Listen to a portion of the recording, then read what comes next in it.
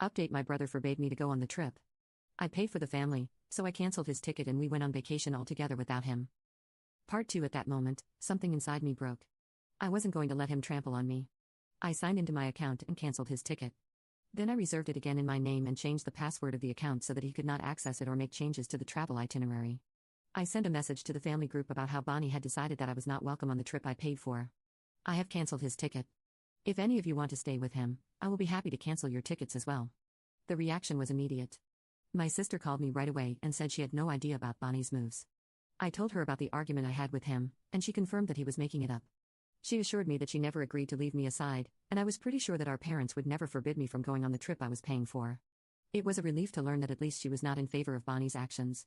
While I was still talking to her, my parents called me, furious because I had cancelled Bonnie's ticket. I was accused of being mean and vindictive, but I maintained my position. I explained that I had planned and paid for the trip as a gift for the family, and if they didn't want me there, they would be better off on a solo trip. But I wasn't going to give this up and sacrifice myself. They confirmed that Bonnie was never asked to cancel my tickets, but neither were they happy that I was canceling his. They wanted us all to go on this trip together. I told them I wasn't going to allow him to dictate the terms of my trip. Bonnie, of course, was furious. He sent me a flurry of angry messages, calling me names. I forwarded the messages to my parents to show them what their son was doing. My dad called me and offered to mediate the situation between us. He said he would include Bonnie in the call and that he would apologize to me and rebook his ticket so that we could have a vacation together. I wanted to resist this demand, but part of me knew Bonnie would never be disappointed, so I simply accepted my dad's proposal. He added Bonnie to the call. He was too angry to realize it was a conference call. Dad told him that he acted badly in canceling my ticket, so he should apologize to me. Before hearing anything else, he answered abruptly that he would not apologize because he had done the right thing. We could both hear him say, "Apologize to that idiot? No way." Dad hung up the call. I had nothing more to say after that. I called him again and said, "Now you see how cruel your son is. Or do you still want me to take him back?" He remained silent and said he was divided between the two children. I know I did the right thing, but I feel sad that the trip will not be the same after this conflict. This is not what I wanted. I imagined it would be a family trip, and no matter how I feel around Bonnie, he is still part of the family. My sister and I may not be affected, but my parents will definitely be upset by his absence.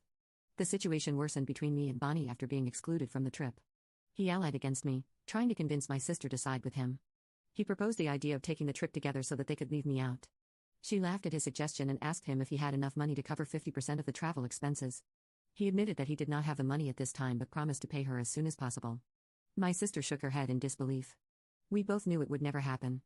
He does not have a stable job and often misses work when he is not in the mood. When he suggested going to Mexico instead of Hawaii, my sister burst out laughing, turning down his offer to be his vacation photographer for free. He hung up the phone and resorted to emotionally manipulating my parents not to be left out of the family trip. Fortunately, my parents stood their ground this time, insisting that he apologize to me if he wanted to join us.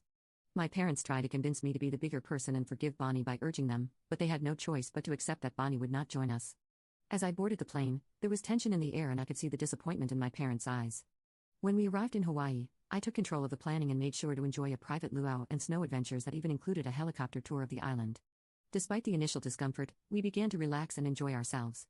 Gradually, my parents began to accept that this was still a family vacation, albeit without Bonnie. Throughout the week, I received sporadic messages filled with Bonnie's anger. His texts were full of accusations. Even my parents began to see that his behavior was problematic. We returned from the trip with lots of fresh memories and amazing experiences. Hawaii had a way of dissipating the tension. Although my parents were still disappointed that Bonnie wasn't there, they appreciated the effort that had been put into making the trip memorable. Bonnie blocked me on social media and was furious with our parents for choosing me over him. He expressed the desire to break off the relationship with them, but he could not do so because he lived at home. He called my sister a profiteer for supporting me and expressed that he never wanted to see me again. It was painful, but I knew I had done what I needed to do. I don't regret defending myself and setting limits, but I wish things had worked out differently. Maybe someday Bonnie will realize he was on the wrong side and we can repair our relationship. Until then, I will cling to the memories of that incredible journey. Update 2. Here is another update about my brother's saga. It's been a while since these incidents, but I finally found the time to update here. After returning from the trip, I went back to work and had to work overtime to make up for my absence. I didn't talk to my parents right away about Bonnie, but I knew he must have been throwing tantrums at them for enjoying the trip without him. To make him feel worse, my sister and I bombarded social media with family photos. It was quite fun. Almost 3 months later, I visited my parents and noticed that Bonnie's room was empty. I asked them about him and found out that they had finally made him leave. Well, not exactly, but he was asked to leave. His life and career were not taken seriously. He lacked the motivation to work without a valid reason. Since he had no rental or food responsibilities, he did not take things seriously.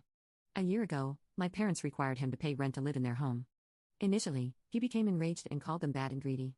When Dad threatened to evict him, he agreed to pay the rent. But in 1 year, he was only able to pay for 3 months. Each month, he found a new excuse for not paying.